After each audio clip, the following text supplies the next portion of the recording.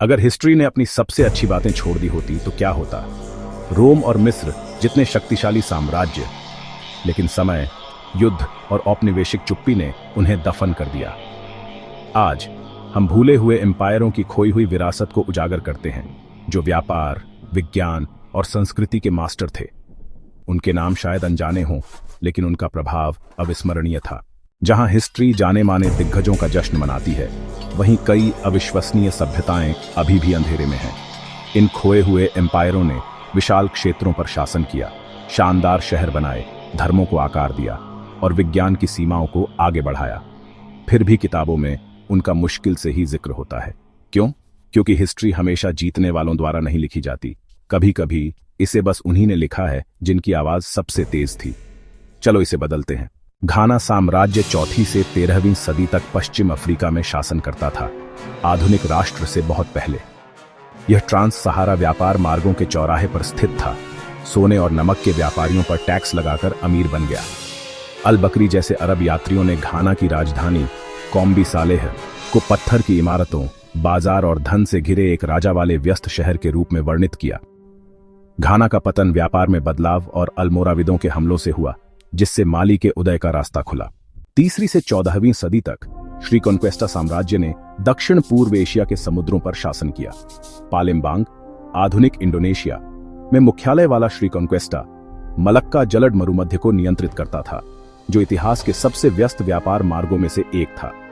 इसने टोल इकट्ठा किया, कूटनीति को सुविधाजनक बनाया और एक बौद्ध आध्यात्मिक केंद्र के रूप में फला फूला।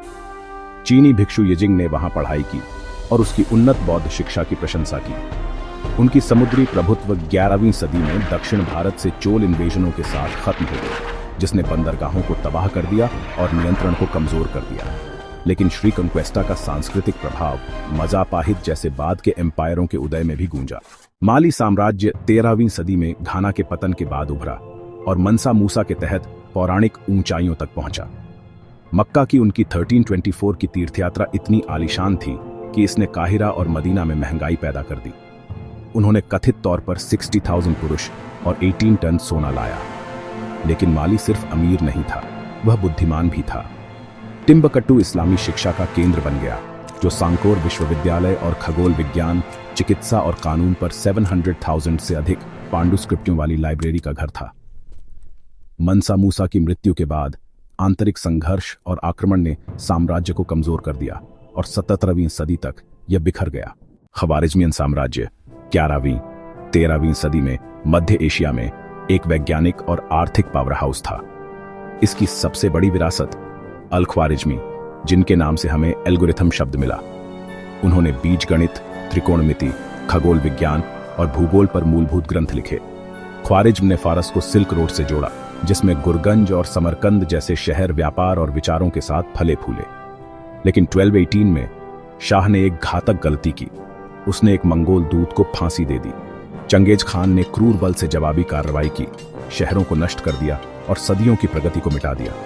एक शानदार साम्राज्य लगभग रातों रात गायब हो गया। मिस्र के दक्षिण में कूश का साम्राज्य 8वीं सदी बीसीई से 4वीं सदी ईसवी तक फला फूला।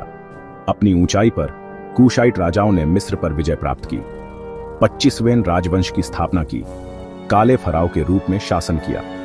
उन्होंने मंदिरों को बहाल किया, शहर बनाए और मिस्र की परंपराओं को पुनर्जीवित किया, जबकि अपनी खुद की नूबियन पहचान को संरक्षित रखा। कूश ने 220 से अधिक पिरामिड बनाए, जिनमें से कई मेरोए में अद्वितीय खड़ी डिजाइन का उपयोग करके। उन्होंने लौह कर्म, सैन्य रणनीति और कला में उत्कृष्ट प्रदर्शन किया। अपनी खुद की लिपि मेरोइटिक विकसित की, जो आज भी अनसुलझी है। जैसे ही रोम का विस्तार हुआ और व्यापार में गिरावट आई, कूश अंततः कमजोर हो गया, लेकिन इसकी सांस्कृतिक चमक रिमेन्स। तो ये साम्राज्य क्यों भूले गए? औपनिवेशिक इतिहासकारों ने गैर यूरोपीय सभ्यताओं को अंडरमाइंड। उन्होंने मौखिक इतिहासों को अनदेखा किया, पांडुस्क्रिप्टियों को नष्ट कर दिया और केवल उन्हीं कहानियों पर ध्यान केंद्रित किया जो उनके नैरेटिव में फिट। कूश, श्री कॉन्क्वेस्टा और ख्वारिज़्म जैसे साम्राज्य गायब नहीं हुए, उन्हें जानबूझकर वैश्विक कहानी से इरेस्ड। लेकिन अब आर्कियोलॉजी, स्वदेशी छात्रवृत्ति और डिजिटल संरक्षण उन्हें फिर से ब्रिंगिंग फोर्थ। ये भूले हुए साम्राज्य साबित करते हैं कि अफ्रीका, एशिया और उससे आगे ने वैश्विक इतिहास को आकार दिया। न कि सिर्फ यूरोप ने।